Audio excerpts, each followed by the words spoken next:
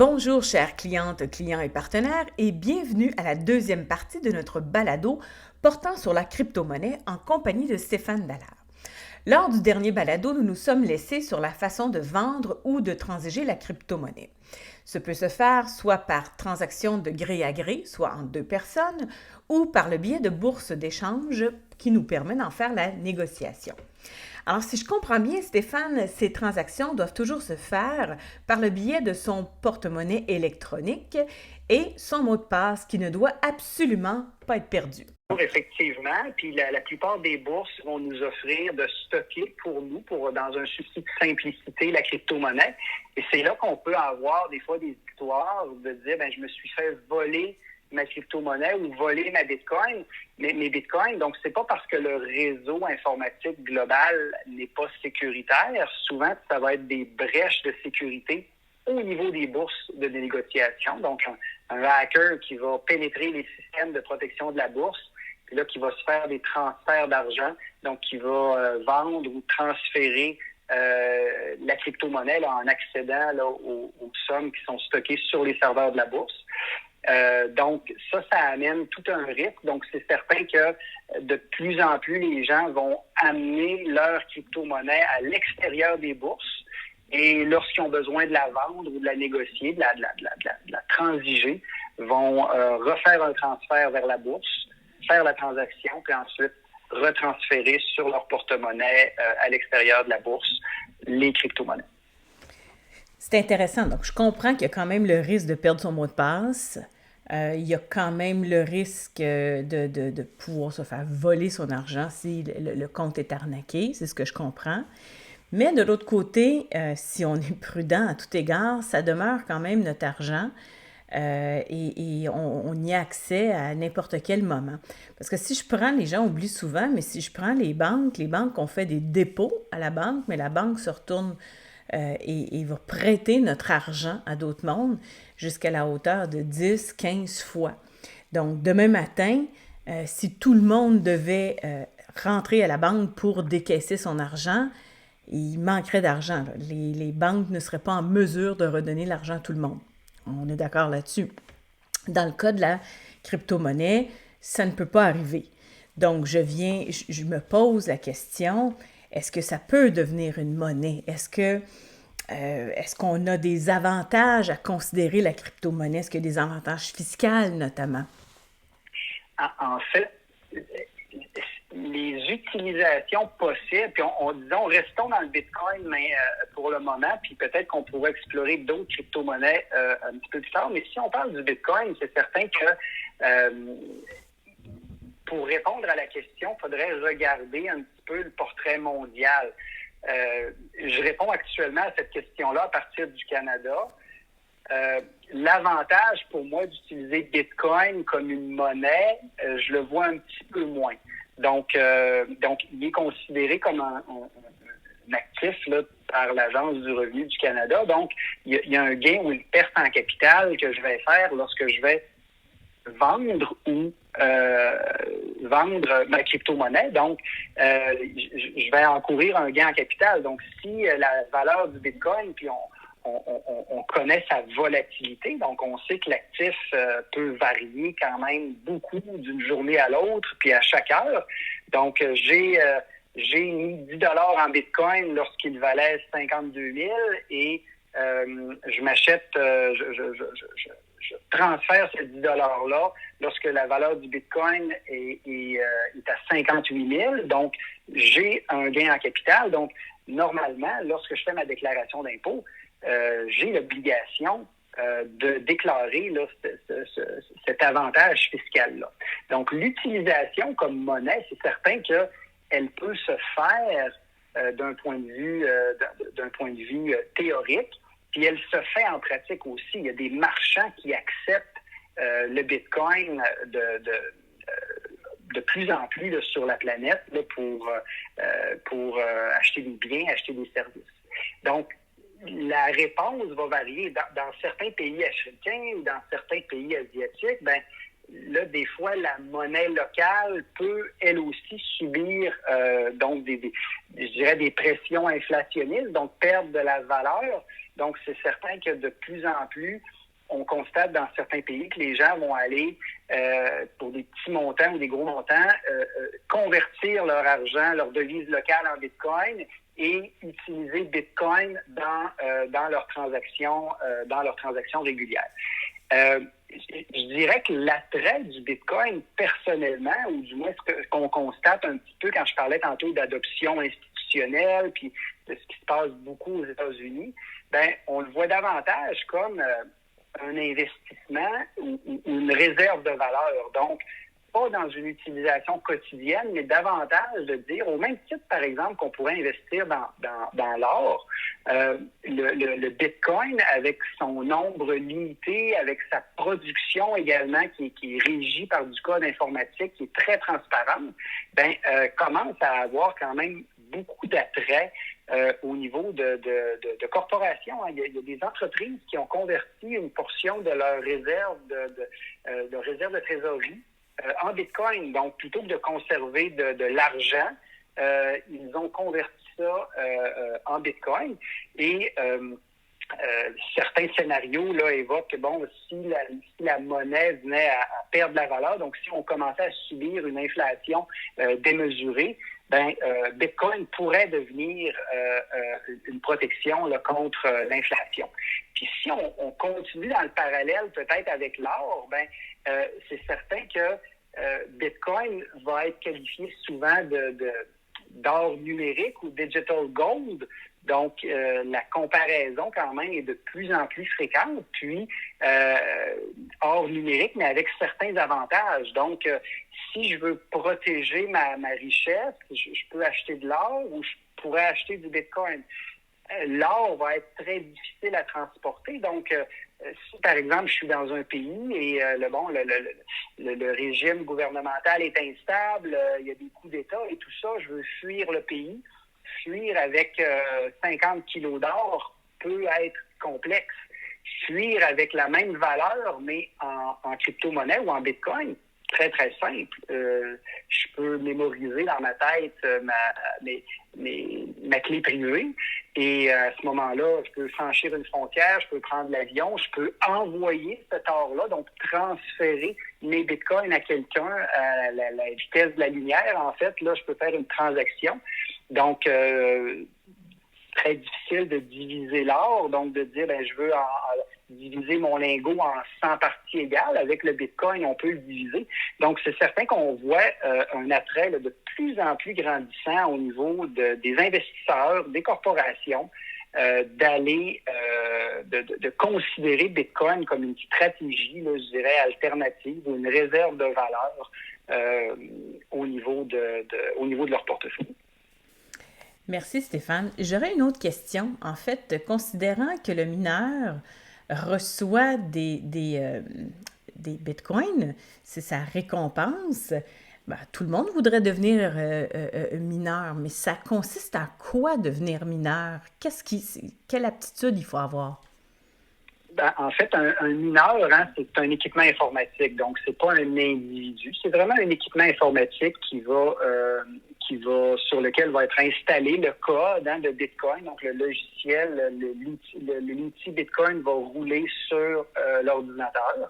Donc, il n'y a pas de compétences techniques qu'on doit avoir. Maintenant, c'est que ce sont des calculs mathématiques, cryptographiques très complexes et qui nécessitent donc des équipements informatiques très complexes. Actuellement, le réseau de mineurs du Bitcoin, si on met ensemble la capacité de traitement informatique de tous les ordinateurs du réseau Bitcoin, c'est de loin le réseau informatique le plus puissant sur la planète. Donc, ça en dit long.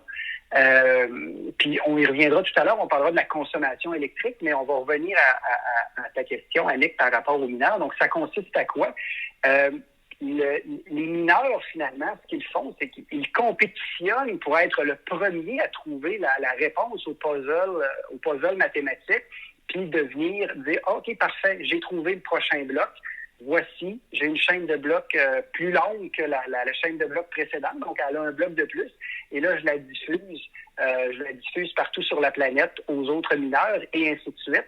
Donc, à partir du moment où on a un consensus, où on a plus de 51% de tous les mineurs qui sont décentralisés, qui ont la même copie, ben, les transactions sont valides et la business peut se poursuivre, là, comme on dit. Donc, être mineur actuellement, c'est une business qui est rentable. Bon, ça dépend du coût d'électricité, parce que pour faire fonctionner les équipements informatiques, je dois premièrement les acheter, les équipements informatiques, puis je dois trouver une source d'énergie. Donc, il y a de l'électricité, il y a du gaz naturel, il peut y avoir du charbon, il peut y avoir du solaire, il peut y avoir du pétrole qui peut être utilisé. Donc, ça va dépendre du coût de l'énergie. Donc, les mineurs vont souvent, là, les fermes de minage, là, qui peuvent être des roulottes là, sur roues, là, peuvent aussi se déplacer puis aller chercher dans certains pays l'endroit où l'électricité est la plus abordable. Donc, si par exemple, à un certain moment, on a de l'hydroélectricité parce qu'il y a eu beaucoup de pluie, par exemple en Chine, ben on va aller se connecter sur les réseaux hydroélectriques. Et saison sèche, malheureusement, on va utiliser les sources d'énergie plus polluantes comme le charbon. Donc, les mineurs, comme tu dis, vont recevoir la récompense de Bitcoin. Donc, c'est une question de puissance de traitement puis de chance, hein, à la limite. Donc, il y a toute il y a toute une formule mathématique là, qui est relativement complexe. Puis c'est des équipements spécialisés. Là, je ne sais pas si tu as déjà entendu parler. C'est des équipements ASIC, A-S-I-C. Donc, c'est un type de puce informatique qui a été conçu spécifiquement pour faire du minage de Bitcoin. Parce qu'au début, on pouvait rouler, lorsque Bitcoin a été inventé en 2009, on pouvait miner du Bitcoin sur notre ordinateur personnel en faisant autre chose. Donc, à ce moment-là, le niveau de difficulté n'était pas si grand.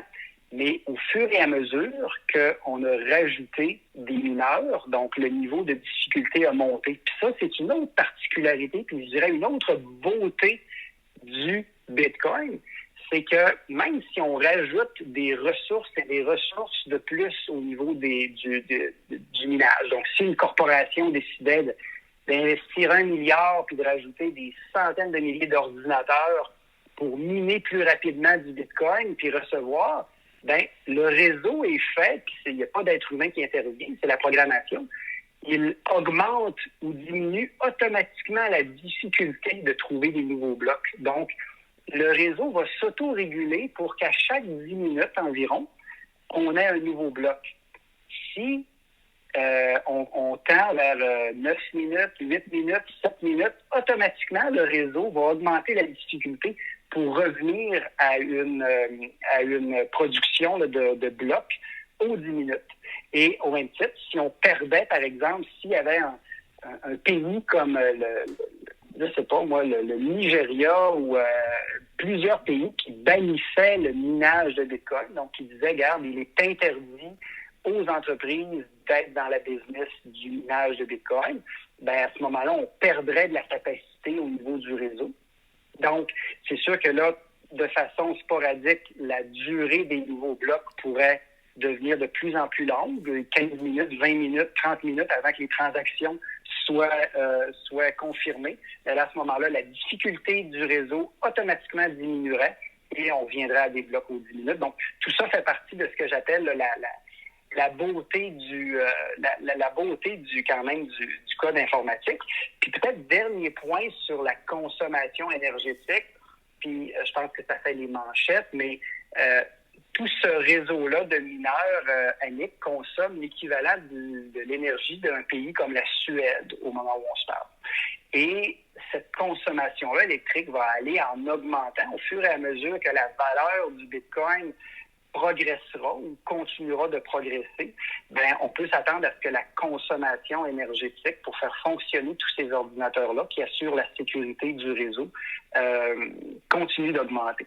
Donc, c'est certain qu'il y a là une réflexion à avoir pour que les mineurs s'assurent toujours d'aller chercher la source d'énergie qui est la plus qui est la moins polluante possible. Il faut voir cette électricité-là, cette puissance-là de traitement, Annick, comme étant la sécurité du réseau, parce que on se rappelle que c'est un réseau décentralisé qui fonctionne par consensus. Si je veux venir hacker, ce qui n'a jamais été fait depuis 2009, mais si quelqu'un voulait venir hacker le réseau, ben pensez-y la quantité d'électricité qui serait nécessaire pour venir fausser un bloc, puis venir forcer tout le réseau à adopter cette version-là de la chaîne de blocs. Donc, ça représenterait des millions, voire des centaines de millions de dollars pour tenter une attaque sur le réseau Bitcoin. Donc, encore là, c'est quand même extrêmement impressionnant là, comme réalisation. Donc, le fait de se faire hacker n'est pas un immense risque, mais parlant de risque, quel risque entrevois-tu pour les crypto-monnaies? Bien, c'est certain que c'est encore les crypto-monnaies, c'est un domaine qui est encore relativement jeune. Donc, des risques, il y en a plusieurs. T'sais, au niveau des individus, au niveau des investisseurs ou les corporations, ben il y a des risques inhérents à la crypto-monnaie. Puis si encore une fois, si on reste au niveau du Bitcoin, ben il y a des risques inhérents au Bitcoin. On a mentionné tantôt rapidement la volatilité. C'est certain que je dirais pas aux gens d'aller investir dans le Bitcoin. Un, je pense que c'est pas pour tout le monde. Puis deux, ben la valeur peut fluctuer énormément. Donc, si c'est des sommes d'argent que j'ai besoin à court terme, c'est vraiment pas une bonne idée que d'utiliser Bitcoin comme véhicule. Maintenant, on a parlé du réseau de mineurs, mais théoriquement, il serait possible que le réseau de mineurs se fasse attaquer si les ressources d'une nation, si plusieurs nations se mettaient ensemble pour attaquer les réseaux Bitcoin, on aurait là un risque de venir, je dirais, ébranler la solidité. Puis à partir du moment où on ébranle la confiance d'un réseau, ben c'est là que les gens pourraient se mettre à vendre, puis là, la valeur pourrait dégringoler énormément. Des gens qui pourraient perdre leur investissement. Il pourrait y avoir des risques également de bannissement. Tu sais, on sait qu'à une certaine période aux États-Unis, il était interdit pour les gens de posséder de l'or. Hein. Il y a eu une période comme ça là, dans l'histoire où l'or ne pouvait pas être en possession des gens aux États-Unis. Peut-être qu'un pays, puis on l'a vu, on sait que l'Inde étudie actuellement une législation pour venir restreindre l'utilisation des crypto-monnaies pour je dirais, mitiger l'impact que ça peut avoir sur l'économie. Donc, il y aurait des risques qu'une nation dise, regarde, la possession ou la transaction de crypto-monnaie est illégale, donc vous devez vendre, puis on vous laisse 12 mois pour vous départir de crypto-monnaie. C'est sûr que on comprend le monde dans lequel on évolue actuellement, un monde où tout est interconnecté avec l'Internet, bien, ça devient extrêmement difficile de bannir quelque chose qui est virtuel puis qui se transige avec un simple accès Internet ou un téléphone intelligent, mais il existe des risques. Mais je dirais le plus grand risque pour les gens, pour les investisseurs, c'est ce risque-là de volatilité, c'est ce risque-là où il y a quand même une certaine spéculation là, qui se fait sur la valeur du Bitcoin. Puis, je pense qu'il faut y aller à la hauteur. Puis, comme conseiller financier, je pense que vous avez un rôle très important d'éducation à faire avec les investisseurs parce que c'est pas quelque chose dans lequel on peut miser tous nos œufs. C'est mon opinion personnelle, puis je pense qu'il y a des gens qui seraient totalement en accord ou en désaccord avec ça, parce que c'est quand même un sujet qui soulève les passions là, quand on parle de crypto-monnaie. Donc, les risques, ils sont nombreux. C'est encore jeune. On ne sait pas comment ça va progresser. On sait cependant qu'il y a des corporations qui ont commencé à en acheter. On a Tesla, par exemple, qui a fait l'acquisition là, de pratiquement 45 000 bitcoins pour 1,5 milliard là, qu'ils ont investi là, il y a de ça quelques semaines. Donc, le produit gagne en notoriété. On a la banque d'investissement américaine Morgan Stanley qui a annoncé la semaine dernière que permettrait à des investisseurs fortunés de diversifier dans des fonds de crypto-monnaie. Je dirais au Canada, puis chez VMD en particulier, on est beaucoup plus on prend nos distances par rapport à ça. Pour le moment, on est davantage observateur de ce domaine-là. Je pense que Bitcoin pourrait se positionner éventuellement comme une classe d'actifs ou comme une diversification intéressante pour les investisseurs. Mais je pense que ça va être extrêmement important de parler des différents risques et que les clients sachent clairement leur argent est investi dans quoi. Puis, quand on parlait tantôt de porte-monnaie électronique, c'est que même si l'actif performe bien, qu'est-ce qui arrive à ma succession? Est-ce qu'ils vont être en mesure d'accéder au Bitcoin? Qu'est-ce qui arrive si j'oublie, j'ai une commotion cérébrale et je me rappelle plus de mes clés? Il y a personne qui peut me donner un coup de main. Donc, les risques sont inhérents au produit, sont inhérents à l'environnement réglementaire puis à l'utilisateur lui-même. Merci Stéphane. On voit que tu maîtrises très bien tes informations au niveau de la crypto-monnaie. Alors, pour les clients qui se demandent est-ce qu'on devrait commencer à en accumuler dans nos portefeuilles, on ne peut pas en acheter dans les portefeuilles de placement. Donc, il s'agit, si vous voulez vraiment en accumuler, ce serait bien qu'on échange ensemble. Et ensuite, il s'agit d'acheter le porte-clés électronique. On peut acheter ça sur Amazon et d'aller sur les sites qui sont dédiés à l'achat de crypto-monnaies. Donc, merci beaucoup Stéphane. C'est très intéressant. C'est sûr que ça fait un podcast qui est plus long que ceux qu'on fait habituellement, mais il y a tellement d'informations que je pense que c'est impossible de faire ça en 15 minutes. Et je pense qu'on aurait pu en parler beaucoup encore. On a d'autres informations à donner, mais c'est un beau début. Je pense que ça donne une information globale, générale.